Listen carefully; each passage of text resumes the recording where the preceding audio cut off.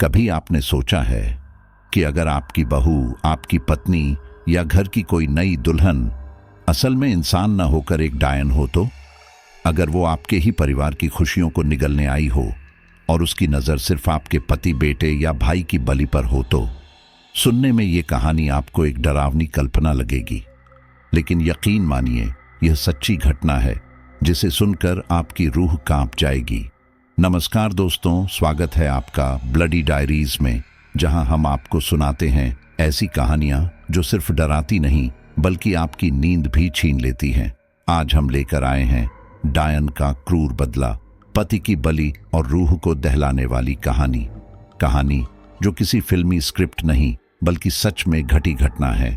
और इस घटना के हर मोड़ पर छुपा है खून, विश्वासघात, रहस्य और मौत का साया। तो दोस्तों, अगर आपको सच और डर का ये संगम पसंद आए, अगर आप चाहते हैं कि हम ऐसी और रूह कंपा देने वाली कहानियां आपके लिए लाते रहें, तो अभी इसी वक्त चैनल को सब्सक्राइब कीजिए, इस वीडियो को लाइक कीजिए और अपने दोस्तों के साथ शेयर करना मत भूलिए। हमें कमेंट्स में जरूर बताइए कि इस कहानी का कौन सा पल आपके दिल की धड़कन रोक गया। अब तैयार हो जाइए, क्योंकि जो आप सुनने जा रहे हैं वो आपकी सांसों की रफ्तार रोक देगा। सिर्फ एक कहानी नहीं है, यह उस औरत की दास्तान है जो मासूम पत्नी बनकर आई, मगर उसकी प्यास थी पति की बलि और अनंत शक्ति का श्रापित सौदा। शादी का मौसम था। हमारे घर में हर तरफ रौनक बिखरी हुई थी। रंग बिरंगी झालरों से सजाए गए आंगन में मेहमानों की भीड़ लगी थी और ढोल नगाड़ों की आवाज पूरे मोहल्ले में गूंज रही थी। मैं, अनन्या, उस समय 17 साल की थी। पढ़ाई लिखाई में ठीक थी, लेकिन मेरा मन हमेशा अजीब चीजों में उलझा रहता। रहस्य, परछाइयां और वो बातें जिन पर बड़े लोग कहते थे यह सब बेकार है। मगर उस दिन मेरे मन में कोई डर नहीं था। मेरा बड़ा भाई आरव, जिसकी शादी की तैयारी पूरे परिवार ने महीनों की थी, आखिरकार बारात लेकर निकलने वाला था। माँ सरिता की आंखों में चमक थी। पापा गौतम बार बार मेहमानों का स्वागत कर रहे थे और छोटा भाई विक्रम सब बच्चों के साथ आतिशबाजी कर रहा था। रौनक और शोरगुल के बीच अचानक मेरा ध्यान घर के दरवाजे की तरफ गया। वहां हमारी बुआ खड़ी थी, पतली दुबली, माथे पर बड़ी सी लाल बिंदी और आंखों में हमेशा चिंता की रेखाएं। वो मुझे अक्सर डराती थी, भूत प्रेत की कहानियां सुनाकर। उस समय भी वो चुपचाप दुल्हन की कार का इंतजार कर रही थी, मगर उनके चेहरे पर कोई खुशी नहीं थी। मुझे लगा शायद उनकी आदत ही है हर मौके पर शक करने की। बारात से वापसी पर जब माया, मेरी नई भाभी, दुल्हन बनकर घर आई तो हर कोई उनकी खूबसूरती देखकर दंग रह गया।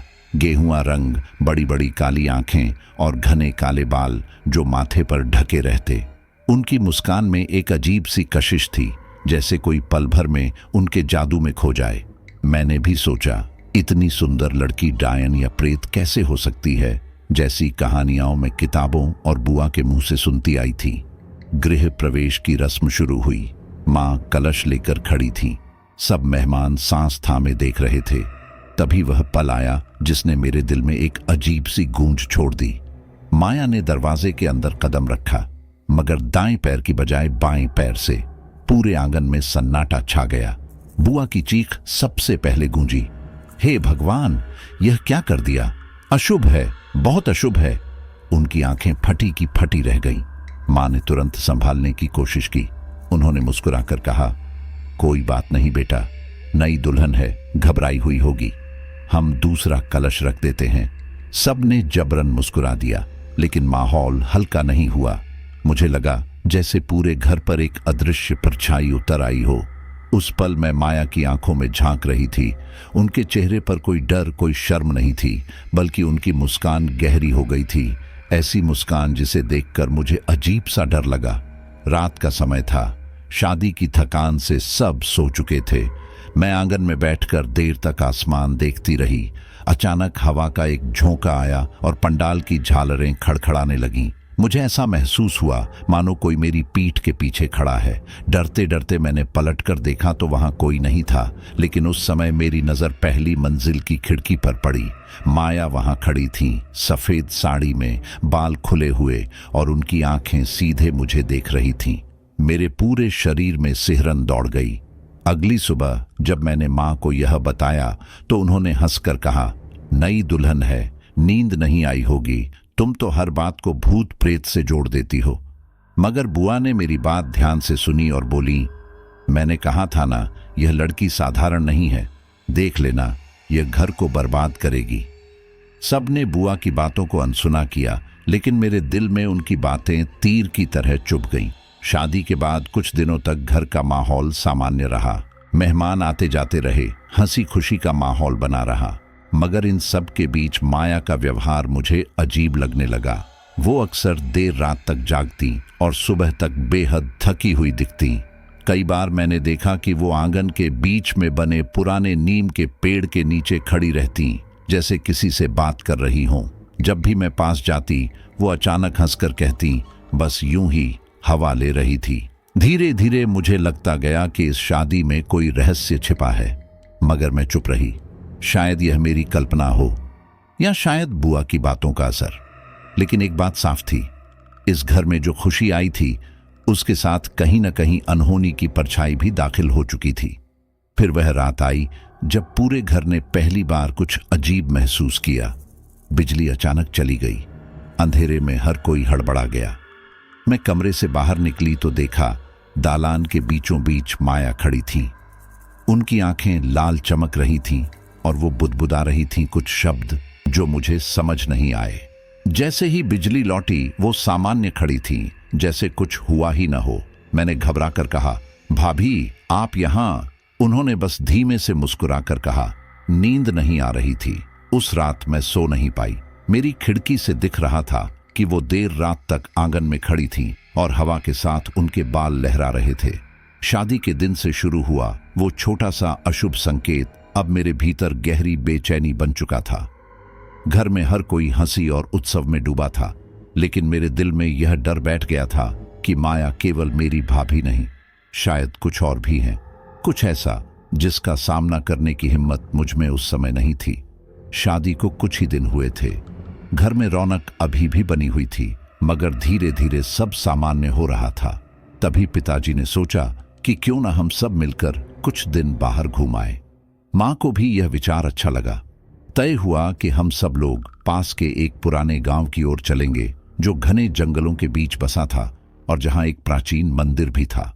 हम सब खुश थे, खासकर मैं, क्योंकि यह सफर मुझे हमेशा याद रह जाने वाला अनुभव देने वाला था। लेकिन उस समय मुझे अंदाजा नहीं था कि यह यात्रा हमारे लिए कैसी घुटन और डर लेकर आने वाली है। सुबह गाड़ी तैयार हुई। आरव भैया और माया भाभी साथ बैठे थे, माँ पिताजी और मैं पीछे और विक्रम दूसरी सीट पर। मौसम सुहावना था, लेकिन जंगल का रास्ता कुछ भयावह सा लग रहा था। ऊंचे ऊंचे पेड़ सड़क पर ऐसे झुके थे मानो हमें रोकना चाहते हों। रास्ता सुनसान था, बस कहीं कहीं कौवों की कांव कांव सुनाई देती। तभी अचानक एक काली बिल्ली सड़क के बीच आकर खड़ी हो गई। ड्राइवर ने गाड़ी रोक दी। बिल्ली ने हमें घूर कर देखा और धीरे धीरे पेड़ की ओर गायब हो गई। बुआ की बातें मुझे तुरंत याद आईं। काली बिल्ली रास्ता काट दे तो यात्रा रुकनी चाहिए। लेकिन पिताजी ने हंसते हुए कहा, यह सब वहम है, चलो आगे बढ़ो। गाड़ी आगे चली, लेकिन मेरे भीतर कहीं ना कहीं डर की लकीर खींच गई। थोड़ी दूर जाकर गाड़ी अचानक झटके से रुक गई। इंजन ने काम करना बंद कर दिया। ड्राइवर बाहर निकला और बोनट खोलकर झुक गया। सब लोग बेचैन हो उठे। घना जंगल था और शाम ढल रही थी। तभी सामने की पगडंडी से एक बूढ़ी औरत आती दिखी।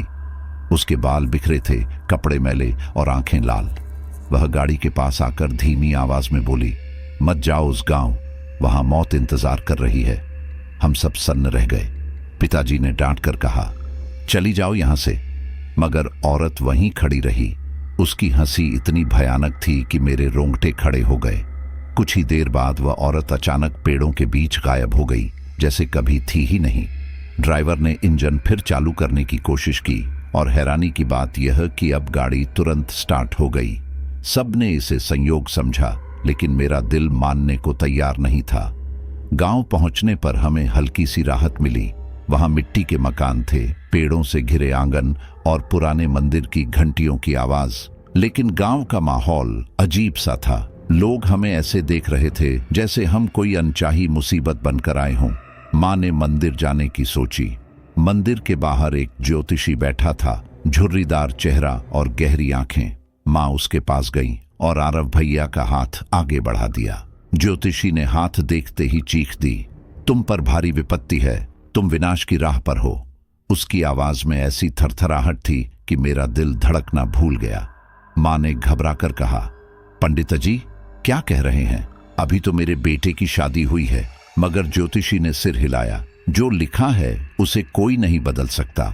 इतना कहकर वह उठ खड़ा हुआ और चला गया। माँ को संभालने के लिए पिताजी बोले, यह सब ढोंग है, इनकी बातों पर ध्यान मत दो। मगर ज्योतिषी की बातें मेरे कानों में गूंज रही थीं। विनाश की राह, यह शब्द जैसे किसी अनजानी खाई की ओर इशारा कर रहे थे। शाम ढल गई। हम सब होटल में ठहरे। खाना खाने के बाद सब सो गए, लेकिन मेरी आंखों में नींद नहीं थी। मैंने खिड़की से बाहर झांका। वहां माया भाभी खड़ी थी, बाल खुले हुए। चांदनी में उनका चेहरा अजीब सा लग रहा था। वो कहीं दूर देख रही थी, जैसे किसी को पुकार रही हो। मैं धीरे से कमरे से बाहर निकली और उनके पास जाने की कोशिश की। तभी उन्होंने अचानक सिर घुमाया और मेरी तरफ देखा। उनकी आंखों में चमक थी, ठंडी और भयानक। मैं डर कर भागकर वापस कमरे में आ गई। अगले दिन सुबह भाभी बिल्कुल सामान्य लगी। वो हंसते हुए सबके साथ नाश्ता कर रही थी। मैंने सोचा शायद मैंने सपना देखा होगा, मगर रात को फिर वही हुआ। वो खिड़की से बाहर झांकती रहीं देर तक। जब मैंने माँ से कहा तो उन्होंने हंसते हुए कहा, नई दुल्हन है, शायद अपने घर की याद आ रही हो। लेकिन मेरे दिल में शक गहरा होता जा रहा था। धीरे धीरे मैंने महसूस किया कि भाभी हम सबके साथ कम और अकेले ज्यादा रहती। कई बार वो कमरे का दरवाजा बंद करके घंटों अंदर रहती। जब भी कोई अचानक दरवाजा खोल देता, वो हड़बड़ाकर कुछ छिपा लेती। उनके चेहरे पर उस समय की अजीब सी बेचैनी मैंने कई बार देखी थी। यात्रा के वो दिन मेरे लिए डर और रहस्य से भरे हुए थे। बाहर से सब सामान्य था, मगर भीतर कुछ टूटने लगा था। मुझे लगता था जैसे कोई अदृश्य ताकत हमारे साथ चल रही है, जो हर वक्त हमें देख रही है। जंगल के सन्नाटे, ज्योतिषी की चेतावनी, बूढ़ी औरत का श्राप और माया भाभी का रहस्यमय व्यवहार, ये सब मिलकर मुझे यह एहसास दिला रहे थे कि आने वाले दिनों में हमारे साथ कुछ भयानक घटने वाला है। गांव की संकरी गलियों और धूल भरे रास्तों से होते हुए जब हमारी गाड़ी आखिरकार माया भाभी की तथाकथित ताई के घर पहुंची, तो मेरे भीतर एक अनजाना डर भर गया। चारों ओर सुनसान खेत फैले हुए थे, हवा में अजीब सी नमी थी और दूर कहीं कुत्तों के भौंकने की आवाज गूंज रही थी। घर के सामने एक बड़ा सा आंगन था, जिसके बीचों बीच एक पुराना कुआं खड़ा था। कुएं के चारों ओर सूखे पत्ते बिखरे थे और उसकी गहराई से आती ठंडी हवा ने मेरी रीढ़ की हड्डी में कंपी भर दी। दाईं ओर दो पुराने आम के पेड़ थे, जिनकी टहनियां ऐसे लटकी थीं जैसे कोई अदृश्य हाथ हमें रोकना चाहता हो। घर मिट्टी और ईंटों से बना था, बिना प्लास्टर का। दीवारें काली पड़ चुकी थीं। चारों तरफ बांस की बाढ़ लगी थी और बाढ़ के पीछे जंगल की छाया और गहरी दिखती थी। घर का वातावरण स्वागत के बजाय किसी कब्रिस्तान सा लगा। जैसे ही हम गाड़ी से उतरे, एक 10 साल का लड़का भागता हुआ आया और बोला, अम्मा अभी बाहर गई हैं, आधे घंटे में लौटेंगी, आप लोग अंदर बैठिए। उसकी आवाज में घबराहट थी और वह यह कहकर बिना देखे ही भाग गया। हम आंगन से होते हुए भीतर पहुंचे। अंदर का माहौल और भी डरावना था। दीवारों पर मकड़ी के जाले, फर्श पर बिछी पुरानी चटाई और कोनों में रखे बर्तन, सब कुछ ऐसा लग रहा था जैसे बरसों से यहां रोशनी ने दस्तक नहीं दी हो। भाभी ने हमें बैठने को कहा और खुद पानी लेने रसोई की ओर चली गई, जो घर के बाहर नीम के पेड़ के नीचे बनी थी। मैं खिड़की की तरफ बढ़ी। बाहर से हवा का झोंका आया और चटाई हल्की सी हिल गई। मैं आंखें बंद करके हवा का आनंद लेने लगी, लेकिन जैसे ही धीरे से आंखें खोली, खिड़की के ठीक सामने एक भयानक चेहरा दिखाई दिया। वह चेहरा ऐसा था कि मेरी चीख गले में ही अटक गई। उसकी आंखें लाल थीं, होंठ नीले और दांत बाहर निकले हुए। वह कुछ क्षण के लिए खिड़की से चिपक कर मुझे देखता रहा। मैं घबरा कर चिल्लाई, भैया। आरव भैया दौड़ कर आए, मगर तब तक चेहरा गायब हो चुका था। मैं कांप रही थी। दिल इतनी तेज धड़क रहा था कि लगा बाहर निकल आएगा। भैया ने मुझे सांत्वना दी, तुम्हें भ्रम हुआ होगा, थकी हुई हो, लेकिन मैं जानती थी कि मैंने भ्रम नहीं देखा। रात का समय और भी भयावह साबित हुआ। सब लोग अपने अपने कमरे में सो गए। मैं अपने बिस्तर पर लेटी थी, लेकिन नींद आंखों से कोसों दूर थी। घड़ी ने जब 2 बजाए तभी मुझे एक अजीब सी आवाज सुनाई दी, जैसे कोई भारी चीज घसीट रहा हो। मैं उठकर खिड़की से झांकी। जो मैंने देखा उससे मेरी सांस थम गई। 4 औरतें पूरी तरह नग्न, उनके शरीर पर बस पत्तों की पट्टियां बंधी थीं। वे मिलकर एक चारपाई उठाई थीं जिस पर कोई लेटा हुआ था। उनकी चाल धीमी थी और होंठ लगातार मंत्र बुदबुदा रहे थे। उनकी आवाजें इतनी डरावनी थीं कि कान सुन्न पड़ जाए। चारपाई को वो खेतों की ओर ले जा रही थी। मेरे पैर जमे रह गए। मैं चाहकर भी चीख नहीं पाई। मैंने आंखें मलकर दोबारा देखा, लेकिन इस बार वहां कुछ नहीं था।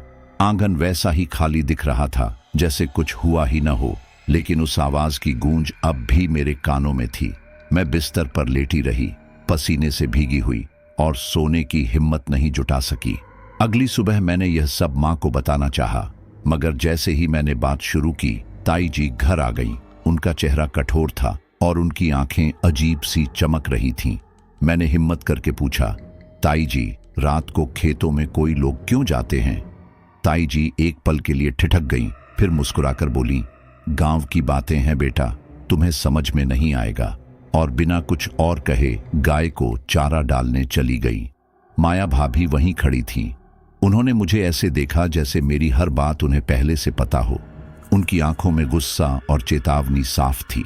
धीरे से उन्होंने फुसफुसाकर कहा, अनन्या, रात को अपनी आंखें और ज्यादा मत खोलो, वरना जो देखा है वो हमेशा याद रह जाएगा। उनकी यह बात मेरे भीतर डर की एक और गहरी परत छोड़ गई। उस दिन के बाद से घर का हर कोना मुझे भयभीत करने लगा। कुएं से आती ठंडी हवा, आम के पेड़ों पर बैठे कौए और रात के सन्नाटे में सुनाई देती रहस्यमयी आवाजें सब मेरे डर को और गहरा कर रहे थे। मैं समझ गई थी कि यह घर साधारण नहीं है। यहाँ कोई ऐसा राज छुपा है जो हमारे पूरे परिवार को निगल सकता है।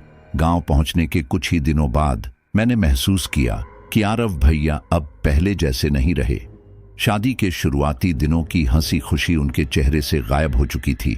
वह अक्सर चुप रहते, किसी से नजर मिलाने से बचते और कमरे में अकेले बैठे रहते। उनकी आंखों के नीचे गहरे काले घेरे बन गए थे और चेहरा दिन ब दिन सूखता जा रहा था। माँ उनसे पूछती तो वह बस इतना कहते, थोड़ा थकान है, कुछ नहीं।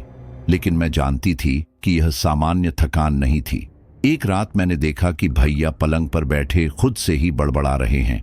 उनकी आंखें बंद थीं और होंठों से अजीब सी बातें निकल रही थीं, जैसे कोई मंत्र पढ़ रहे हों। मैं घबराकर उनके पास गई और आवाज दी, भैया, लेकिन उन्होंने मुझे देखा तक नहीं। उनकी सांसें तेज थीं और पसीना लगातार टपक रहा था। तभी अचानक माया भाभी कमरे में आईं। उन्होंने मुझे गुस्से से देखा और कहा, अनन्या, तुम क्यों हमेशा इनके पीछे लगी रहती हो? इन्हें आराम करने दो। उनकी आवाज में ऐसा तीखापन था कि मैं कांप गई और बिना कुछ कहे कमरे से बाहर चली गई। अगले ही दिन मैंने कुछ ऐसा देखा जिसने मेरी नींद छीन ली। मैं घर के पीछे आम के पेड़ों के पास गई तो वहां मिट्टी में दबा हुआ एक मिट्टी का बर्तन पड़ा था।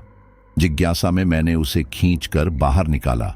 उसमें अंडा, नींबू, सिंदूर और एक कपड़ा था, और वह कपड़ा आरव भैया की शर्ट थी। मेरी सांसें रुक गईं। मैं चीखते हुए घर के अंदर भागी और माँ को सब दिखाया। माँ भी हक्की बक्की रह गई, मगर उन्होंने तुरंत उस सामान को वहीं छोड़ दिया और मुझे खामोश कराते हुए कहा, यह सब मत सोच, गांव में ऐसी चीजें मिलती रहती हैं।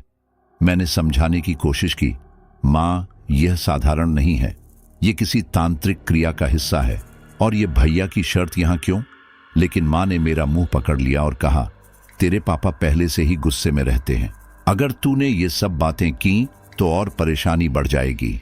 उनकी आवाज कांप रही थी, लेकिन उनके डर को मैंने साफ महसूस किया। इस बीच भाभी का व्यवहार भी अजीब होता जा रहा था।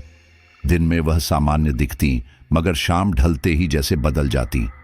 वो अक्सर अकेली कमरे में बंद रहती और गहरी नींद में सो जाती।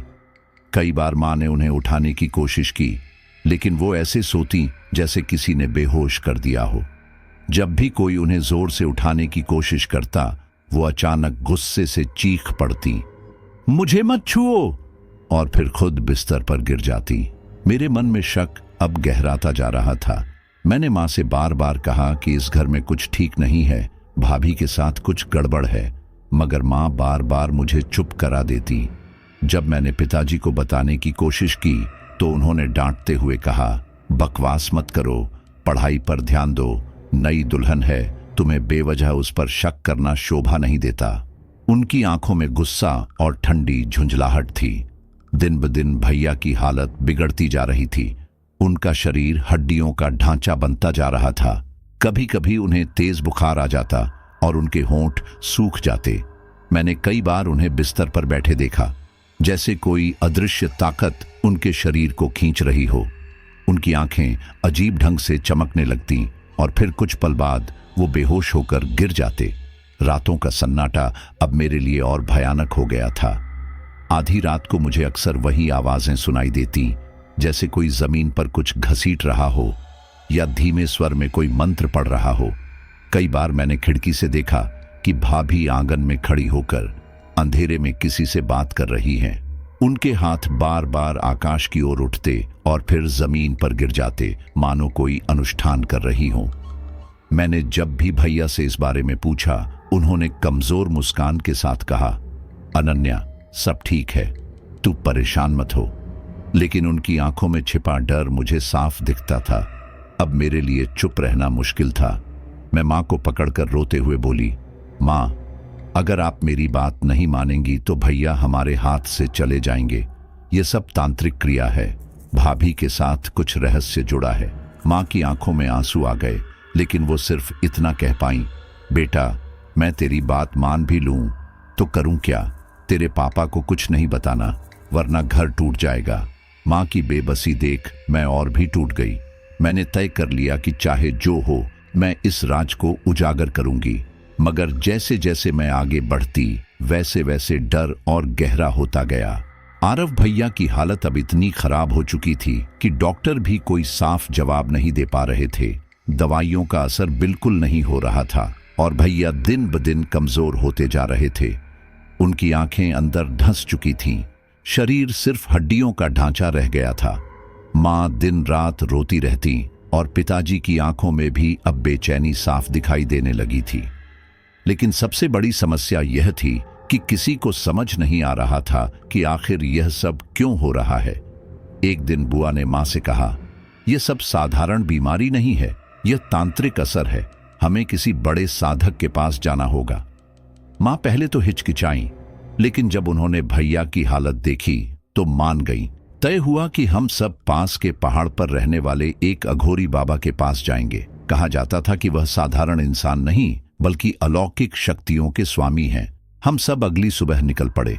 रास्ता बेहद कठिन था, घना जंगल, कंटीली झाड़ियां और सुनसान पगडंडी। सूरज ऊपर था, मगर पेड़ों की छाया इतनी गहरी थी कि हमें दिन में भी अंधेरा लग रहा था। पगडंडी पर चलते हुए मुझे ऐसा लग रहा था जैसे कोई हमें देख रहा हो। पीछे से टूटती टहनियों की आवाज आती, लेकिन जब मुड़कर देखती तो वहां कोई नहीं होता।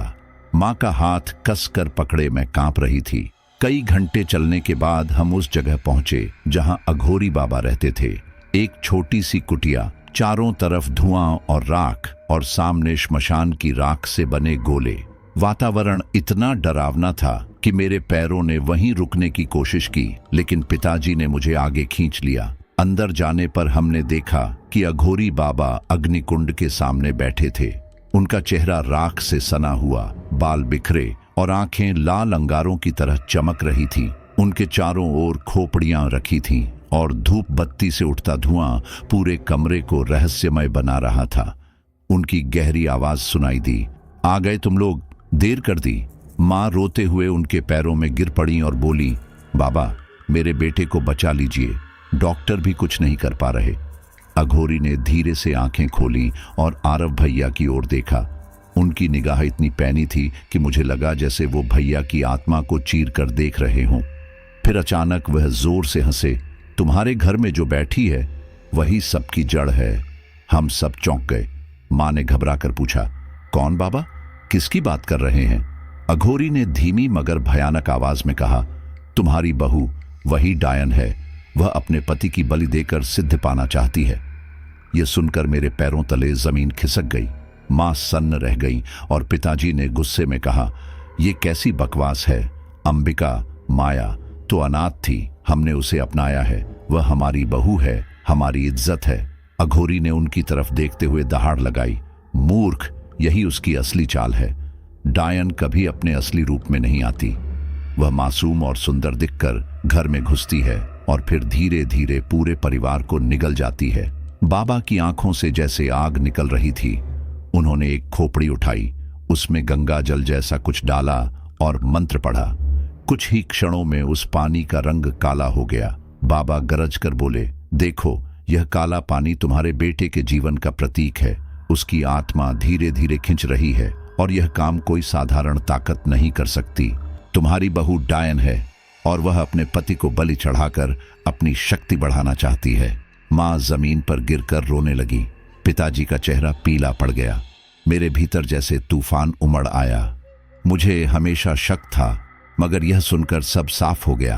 भाभी की अजीब हरकतें, उनकी नींद, रात के समय आंगन में खड़े रहना, सब अब जुड़ने लगा था। अघोरी बाबा ने हम सबको देखा और फिर धीमी आवाज में बोले, तुम्हारे पास समय बहुत कम है। अमावस्या की रात आ रही है। उसी रात वह बलि पूरी करेगी। अगर तुमने उसे नहीं रोका तो तुम्हारे बेटे की मौत निश्चित है। पिताजी ने कांपते हुए पूछा, बाबा, हमें क्या करना होगा? अघोरी ने अपनी झोली से कुछ धागे निकाले जिन पर मंत्र पड़े गए थे। उन्होंने कहा, यह सुरक्षा कवच है, इसे अपने हाथ में बांध लो। जब तक यह तुम्हारे साथ है, डायन तुम्हें छू नहीं पाएगी। लेकिन सावधान रहना, अमावस्या की रात जब वह अपने असली रूप में आएगी, तब तुम्हें मेरा साथ चाहिए होगा, तभी उसे रोका जा सकता है। बाबा की आवाज इतनी गंभीर थी कि किसी को शक की गुंजाइश नहीं रही। उन्होंने आगे कहा, आज से ही सावधान रहो, अपनी आंखें खोलकर रखो। डायन का असली चेहरा तुम जल्द ही देखोगे, और जब देखोगे तो शायद अपने दिल की धड़कन पर काबू न रख सको। वह आखिरी वाक्य सुनकर मेरे पूरे शरीर में सिहरन दौड़ गई। मुझे यकीन हो चुका था कि अब हमारी जिंदगी पहले जैसी नहीं रहेगी। जिस बहू को हमने घर की खुशियों की वजह समझा था, वही हमारी बर्बादी का कारण बनने वाली थी। हम सब वहां से लौट आए, लेकिन हर कदम भारी था। हवा और भी ठंडी लगने लगी थी, पेड़ और ज्यादा डरावने दिख रहे थे, और मेरे कानों में सिर्फ अघोरी की आवाज गूंज रही थी, तुम्हारी बहू ही डायन है, वह अपने पति की बलि चाहती है। अघोरी बाबा की कुटिया में जलती अग्नि की लपटें हवा में अजीब सी लकीरें बना रही थी। धुएं की गंध इतनी तेज थी कि सांस लेना मुश्किल हो रहा था। बाबा ने अपनी आंखें मूंद लीं और गहरी आवाज में मंत्र पढ़ना शुरू किया। उनके सामने रखे काले घड़े से अचानक अजीब सी सीटी जैसी आवाज उठी और फिर उसमें से धुएं का बादल निकलने लगा। हम सब सन्न खड़े देख रहे थे। बाबा धीरे धीरे बोले, अब तुम लोग उस औरत की असली कहानी जानोगे जिसे तुमने बहू बनाकर घर में जगह दी है।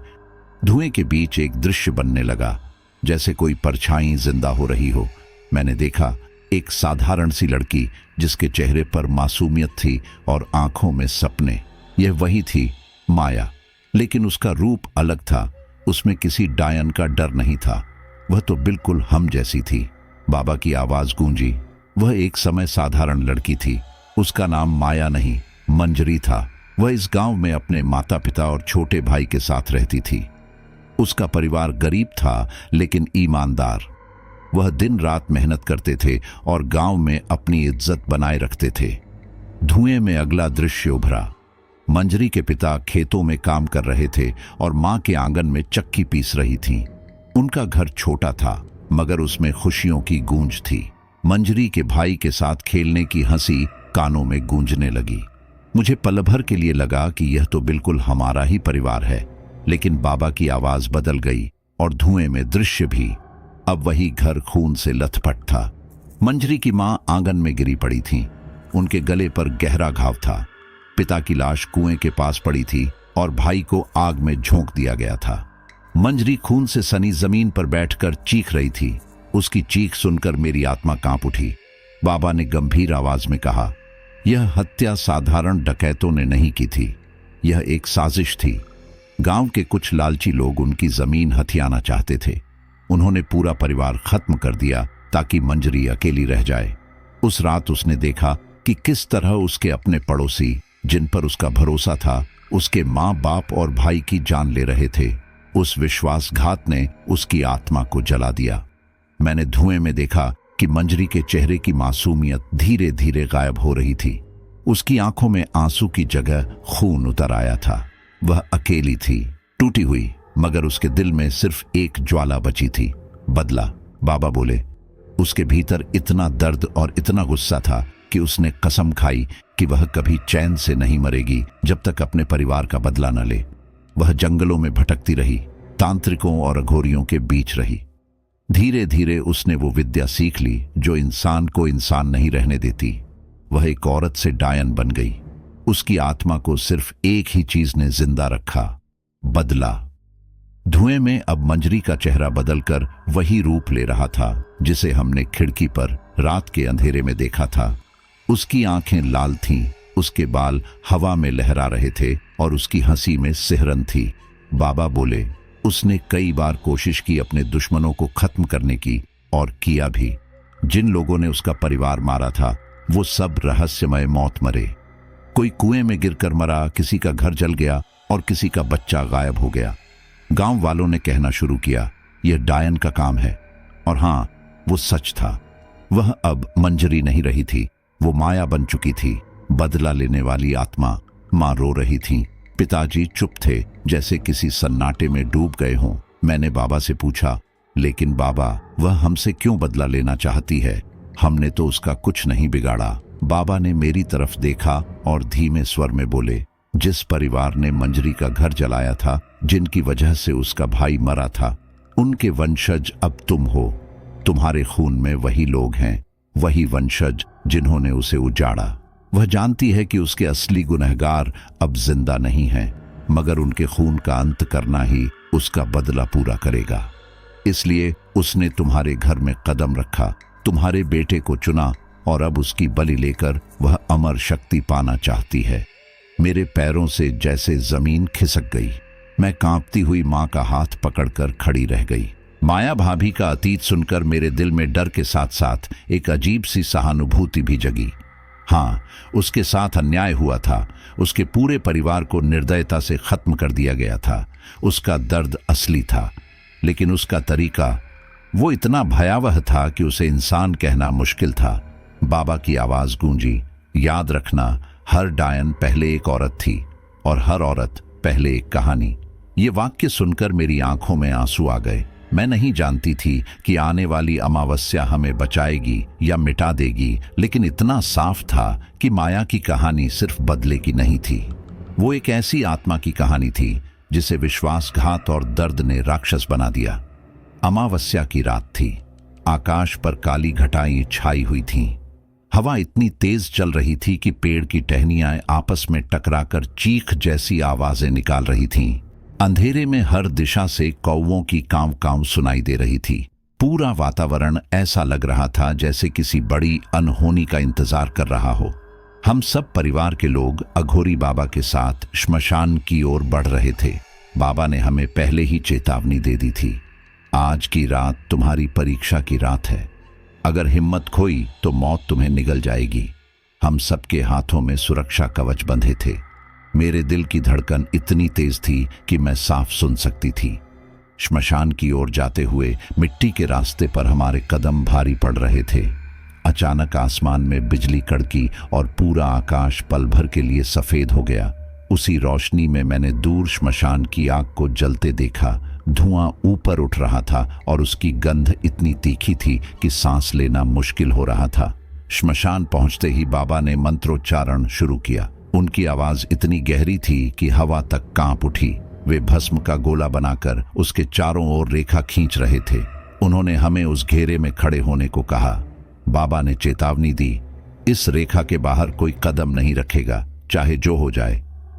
जैसे ही आधी रात का समय हुआ, वातावरण और भी भयानक हो गया। हवा और तेज हो गई, पेड़ हिलने लगे और चारों ओर से जानवरों की अजीब चीखें आने लगीं। अचानक मुझे लगा कि कोई हमारी ओर आ रहा है। मैंने डरते डरते अंधेरे में झांका और देखा। माया भाभी। लेकिन वह अब वो माया नहीं थी जिन्हें मैं जानती थी। उनके बाल पूरी तरह खुले थे और हवा में ऐसे लहरा रहे थे जैसे जिंदा हों। उनकी आंखें लाल जल रही थीं, चेहरा काला पड़ चुका था और उनकी हंसी इतनी डरावनी थी कि मेरी आत्मा कांप उठी। सबसे भयावह था उनका चलना। उनके पैर उल्टे थे, एड़ी आगे और पंजा पीछे। हर कदम पर मिट्टी में गहरी लकीरें बनती जा रही थीं। वह श्मशान के बीच खड़ी होकर जोर से हंसने लगी। उनकी आवाज पूरे जंगल में गूंज उठी। उन्होंने कहा, तो आखिरकार तुम सब जान ही गए। अब कोई मुझे रोक नहीं सकता। आज की रात मेरे पति की बलि होगी और मेरी शक्ति अमर हो जाएगी। मां रोते हुए चीखी, नहीं, तू हमारी बहू है, ऐसा मत कर। मगर माया की आंखों में अब इंसानियत का कोई निशान नहीं था।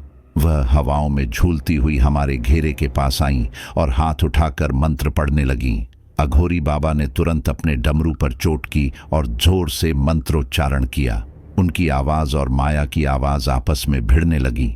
ऐसा लग रहा था जैसे आकाश में दो तूफान टकरा रहे हों। अचानक बिजली कड़की और पल भर के लिए माया का पूरा शरीर दिखाई दिया। उसकी पीठ से लटकती हड्डियां, लंबे नुकीले नाखून और मुंह से टपकता खून। मैं कांपकर मां का हाथ पकड़कर खड़ी रह गई। पिताजी ने हमें संभालते हुए कहा, रेखा से बाहर मत जाना। माया धीरे धीरे हमारे घेरे के चारों ओर घूमने लगी। उनकी आंखें आरव भैया पर टिकी थीं। भैया अब इतना कमजोर हो चुके थे कि खड़े भी नहीं हो पा रहे थे। माया ने ठंडी आवाज में कहा, आरव, तू ही मेरी सिद्धि की कुंजी है। आज तू मेरे साथ चलेगा। अचानक उन्होंने हाथ बढ़ाया और हवा का एक झोंका उठा। हमारे चारों ओर बनी राख की रेखा कांपने लगी। मैं डर से चीख उठी। बाबा ने तुरंत मंत्र की गूंज और तेज कर दी और अग्निकुंड में घी डाला। आग की लपटें आसमान तक उठ गईं। माया चीखते हुए पीछे हट गई, लेकिन उनकी हंसी और भी भयानक हो गई। उन्होंने हवा में छलांग लगाई और पल भर में एक पेड़ की शाखा पर जा बैठी। वहां से झूलते हुए उन्होंने अपने नुकीले नाखून से शाखा तोड़ी और हमारे घेरे की ओर फेंक दी। शाखा राख की रेखा से टकराकर राख बिखेरने लगी। बाबा ने तुरंत त्रिशूल उठाया और मंत्र पढ़कर उसे जमीन में गाड़ दिया। पूरा श्मशान गूंज उठा। राख की रेखा फिर से चमक उठी और हमारी सुरक्षा लौट आई। माया अब गुस्से में दहाड़ने लगी। उनका शरीर फैलकर और बड़ा हो गया। बाल जमीन तक झूलने लगे और उनकी आंखें ऐसे चमक रही थीं जैसे जलते अंगारे। यह टकराव अब और भी खतरनाक हो चुका था। अघोरी बाबा पूरे जोश से मंत्र पढ़ रहे थे, लेकिन माया की ताकत भी चरम पर थी। हवा में उड़ती मिट्टी, बिजली की गड़गड़ाहट और उनकी हंसी, सब मिलकर ऐसा माहौल बना रहे थे कि लगा जैसे पूरी धरती फट जाएगी। हम सब उस घेरे के भीतर खड़े कांप रहे थे। मेरी आंखों के सामने पहली बार डायन का असली रूप था। अब यह साफ था कि ये हमारी भाभी नहीं, बल्कि वो खौफनाक आत्मा थी जिसने हमें धीरे धीरे जाल में फंसा लिया था। अमावस्या की वह रात अब मौत और जीवन की जंग में बदल चुकी थी। श्मशान की आग और हवा का शोर अब किसी युद्ध भूमि जैसा लग रहा था। अघोरी बाबा लगातार मंत्रोच्चारण कर रहे थे, मगर माया की शक्ति हर क्षण और बढ़ रही थी। उनकी आंखों में खून उबल रहा था और शरीर से काला धुआं उठ रहा था। वह जमीन पर नहीं, हवा में तैर रही थीं। बाल बिखरे, नाखून चमकते और उनकी भयानक हंसी पूरे जंगल को कंपा रही थी। अचानक माया ने अपने हाथ आसमान की ओर उठाए और जोर से चीखी। उसी क्षण बिजली गिरी और श्मशान का एक पेड़ झलकर गिर पड़ा। राख का गोला टूट गया। हमारे चारों ओर खिंची सुरक्षा रेखा दरक गई। हम सब भय से चीख उठे। बाबा गरज कर बोले, सावधान, यही समय है, नहीं तो सब खत्म हो जाएगा। माया ने उसी मौके का फायदा उठाया। वह हवा में झूलते हुए सीधे आरव भैया के सामने आ गिरी। उनकी आंखें आरव पर जमी थीं। आरव अब बेहद कमजोर थे, जैसे सांस भी किसी और के सहारे चल रही हो। माया ने दोनों हाथों से आरव का चेहरा पकड़ लिया और उनके माथे पर काला सिंदूर मल दिया। वह हंसते हुए बोली, अब मेरी सिद्धि पूरी होगी, मेरी शक्ति अमर हो जाएगी। मां और मैं चीखते हुए उनके पास दौड़ी, मगर हवा का एक तेज झोंका हमें पीछे धकेल गया। पिताजी ने कोशिश की मगर वो भी गिर पड़े। अघोरी बाबा ने तुरंत त्रिशूल उठाकर माया की ओर फेंका। त्रिशूल उनके कंधे में धंस गया और उन्होंने चीख मारी, लेकिन वह हंसती रहीं। खून की जगह काला धुआं उनके शरीर से निकल रहा था। कुछ ही पलों में आरव भैया का शरीर कांपने लगा। उनकी आंखें पलट गईं और उन्होंने जोर से चीख लगाई। फिर उनकी सांसें थम गईं। मां जमीन पर गिर पड़ी और रोने लगी। मेरे पैरों से जैसे जान निकल गई। मैं बस देखती रही। माया का चेहरा और भी भयावह हो चुका था और वह गरज रही थी, अब कोई मुझे नहीं रोक सकता। लेकिन अघोरी बाबा ने हार नहीं मानी। उन्होंने अपनी कमर से एक लाल ध्वजा निकाला, मंत्र पढ़ा और अग्निकुंड में डाल दिया। तुरंत आग की लपटें ऊंची उठीं और सीधे माया को घेर लिया। उनका शरीर चीखते हुए जलने लगा। उनकी हड्डियां चटक रही थीं और उनकी हंसी दर्दनाक चीखों में बदल रही थी। हम सब ने सोचा कि अब सब खत्म हो जाएगा, मगर तभी एक भयानक दृश्य हुआ। जैसे ही माया का शरीर राख में बदलने लगा, उसकी आत्मा धुएं के रूप में हवा में उठी और गरजते हुए बोली, तुम मुझे जला सकते हो मगर खत्म नहीं कर सकते। मैं लौटूंगी, हर बार लौटूंगी, जब तक मेरी प्यास पूरी ना हो। धुएं का वह गुब्बार बिजली की रफ्तार से आकाश में फैल गया और देखते ही देखते गायब हो गया। बाबा जमीन पर गिर पड़े, थककर हाँफ रहे थे। उन्होंने कहा, उसका शरीर नष्ट हो गया है लेकिन आत्मा बच निकली। वह फिर लौटेगी, अब बस समय का इंतजार करो। हम सब श्मशान की राख और आरव भैया की ठंडी लाश के बीच खड़े थे। मां का रोना, पिताजी की टूटी नजरों और बाबा की थकी हुई आवाज ने उस रात को मौत से भी गहरा बना दिया। हम सब जानते थे कि यह अंत नहीं है, यह तो किसी और डर की शुरुआत है। कुछ दिनों बाद हम गांव छोड़कर वापस लौट आए। घर में चुप्पी छा गई थी। हर कोना आरव की याद दिला रहा था। मैं कई बार आधी रात को जाग जाती और महसूस करती कि कोई खिड़की पर खड़ा मुझे देख रहा है, पर जब नजर डालती तो सिर्फ अंधेरा मिलता। एक रात जब मैं कमरे में अकेली थी, अचानक खिड़की खुली और ठंडी हवा का झोंका अंदर आया। मैंने महसूस किया कि कोई मेरे कान के पास फुसफुसाया, मैं लौटूंगी, अगली बार तेरे लिए। मैं सन्न रह गई। चारों ओर अंधेरा था, लेकिन उस फुसफुसाहट ने मेरी आत्मा को जकड़ लिया। मुझे समझ आ गया कि माया खत्म नहीं हुई, वो अब भी कहीं है और शायद अगली शिकार मैं ही हूं।